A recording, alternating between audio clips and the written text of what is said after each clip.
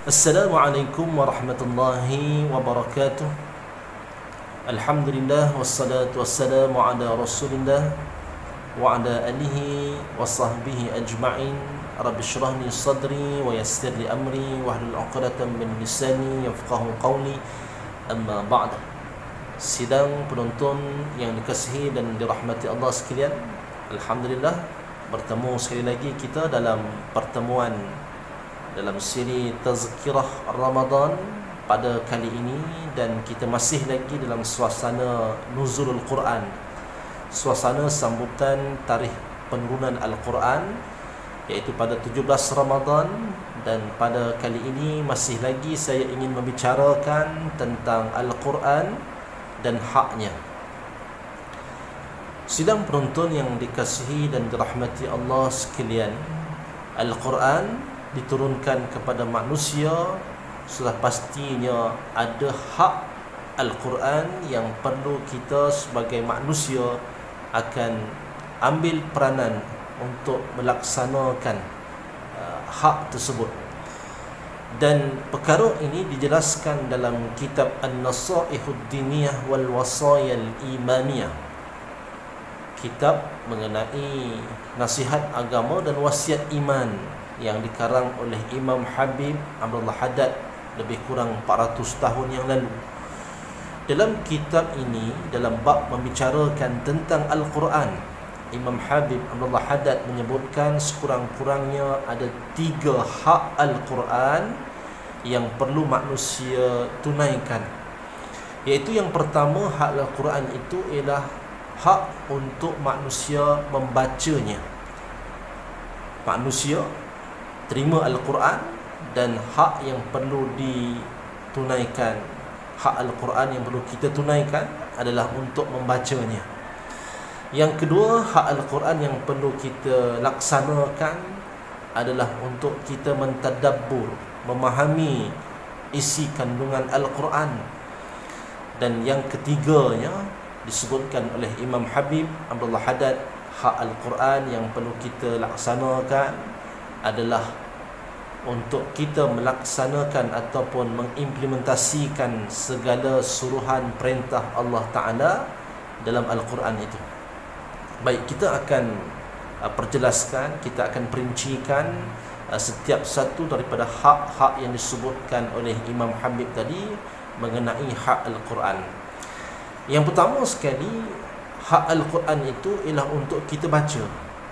Dan ini disebutkan oleh Nabi SAW, bahawa kata Nabi melalui hadisnya, afdalu ibadah ummati tilawatul Quran, dan sebaik-baik seafdal ibadah untuk hamba aku ialah membaca Al-Quran.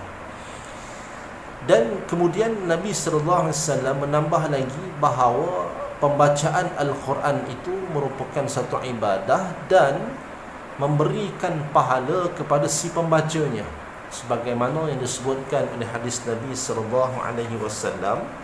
Nabi menyebutkan, man qara'a harfan min kitabillah kutibat lahu hasanah.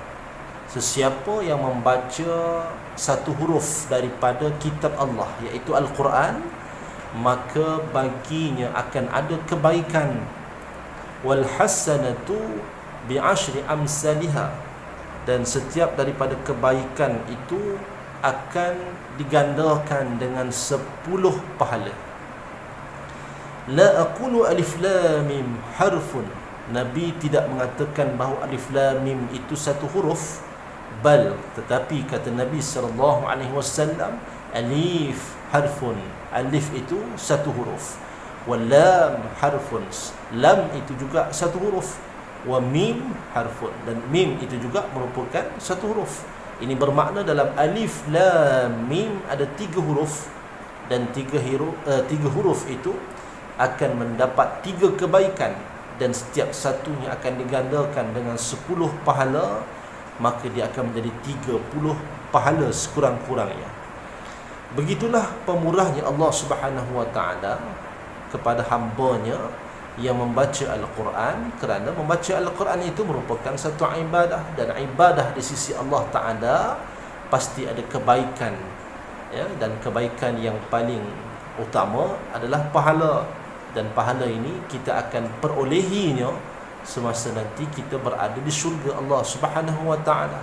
Ya, pahala memang kita tak nampak di dunia, ya, tetapi nanti pahala itu akan dibentuk-bentuk oleh Allah Subhanahu wa taala dengan kemewahan-kemewahan, keindahan-keindahan dalam syurga Allah Subhanahu wa taala nanti. Sidang penonton yang dikasihi dan dirahmati Allah sekalian, itu yang pertama, hak Al-Quran adalah untuk dibaca. Kemudian kata Imam Habib, yang kedua, hak Al-Quran itu adalah untuk ditadabbur, untuk difaham-fahami isi kandungannya. Dan perkara ini dijelaskan oleh Allah Subhanahu wa taala dalam Al-Quran surah As-Sad ayat yang ke-29. Allah Ta'ala menyatakan bahawa kitabun anzalnahu ilaika mubarakun liyadabbaru ayatihi wa liyatadhakkara ulul albab. Itulah kitab yang kami turunkan kepada kamu dengan penuh keberkatan supaya mereka memperhatikan keterangan-keterangannya dan supaya orang-orang yang mengerti dapat memikirkan. Dua perkataan yang kita ambil memberikan penerangan kepada kita maksud tadabbur. Yang pertama, Allah Ta'ala sebut memerhatikan keterangan-keterangan. Jadi maknanya yang dikatakan sebagai mentadabbur Al-Quran itu ialah memerhatikan keterangan-keterangan dalam Al-Quran. Kemudian yang keduanya disebutkan oleh Allah Ta'ala waliyatadhakkara ulul albab, supaya orang-orang yang mengerti dapat memikirkan. Dan dalam Al-Quran itu ada ayat-ayat yang mutasyabihat, dan ayat-ayat mutasyabihat ini ayat-ayat yang perlukan penjelasan, penerangan. Maka orang yang bertadabbur Al-Quran itu maknanya dia cuba memahami dan memikirkan apakah mesej yang nak disampaikan oleh Allah Subhanahu wa taala itu dalam Al-Quran, dalam ayat tersebut. Itu yang dimaksudkan dengan tadabbur Al-Quran. Dan perkara ini juga dijelaskan oleh Allah Subhanahu wa taala dalam surah Muhammad ayat yang ke-24. Allah Ta'ala berfirman, afala yatadabbaruna al-Quran am ala qulubin aqfaluha. Tidakkah mereka mahu memperhatikan isi kandungan Al-Quran, ataupun adakah hati mereka telah pun terkunci, hati mereka telah pun mati? Dalam ayat ini Allah Ta'ala memberikan penjelasan bahawa mereka yang tidak memerhatikan, tidak mentadabbur Al-Quran adalah mereka yang mempunyai hati yang mati. Hati yang mati, fikiran yang terbantut kerana mereka tidak mahu memikirkan, memahami tentang isi kandungan Al-Quran itu. Mungkin dia setakat membaca tetapi tidak pernah meneliti, tidak pernah memerhati, dan apatah lagi tidak pernah untuk memikir-mikirkan mesej yang disampaikan oleh Allah Subhanahu wa taala. Maka kalau kita lihat, sidang penonton sekalian, bahawa Al-Quran ini diturunkan kepada manusia, dan yang membaca Al-Quran ini ialah orang Muslim. Tetapi berapa ramai hari ini orang Muslim yang menjadi orang yang berfikir, ataupun disebut dalam Al-Quran sebagai golongan ulul albab, golongan yang mahu menggunakan akal untuk berfikir, khususnya memikirkan tentang ayat-ayat Allah Subhanahu wa taala. Kerana ayat Allah Ta'ala, bila kita sebut ayat, ayat itu maksudnya tanda. Ayat ini memberikan dua maksud. Satu, ayat Al-Quran yang perlu kita faham, dan yang kedua, ayat ini maksudnya adalah tanda-tanda kebesaran Allah Ta'ala yang ada di muka bumi. Allah Ta'ala ciptakan bumi untuk kita fikirkan tentang bumi. Allah Ta'ala ciptakan gunung ganang untuk kita fikirkan tentang gunung ganang. Allah Ta'ala ciptakan cakrawala, angkasa raya untuk kita memikirkan tentang ciptaan Allah Ta'ala ini.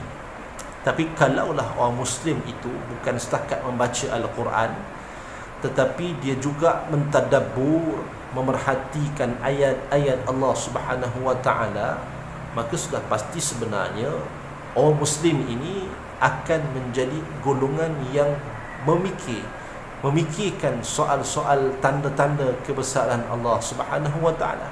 Kalaulah seorang Muslim itu mengambil peranan ini, sudah pastilah betapa ramainya saintis-saintis Muslim yang lahir, kerana golongan orang Islam ini sepatutnya menjadi golongan pemikir-pemikir yang terbaik kerana mereka membaca ayat Allah Subhanahu wa taala. Tetapi apa yang berlaku pada hari ini, kebanyakan saintis itu lahir daripada mereka yang bukan Islam, yang berada di barat sana, ya. Dan ini satu kerugian bagi kita.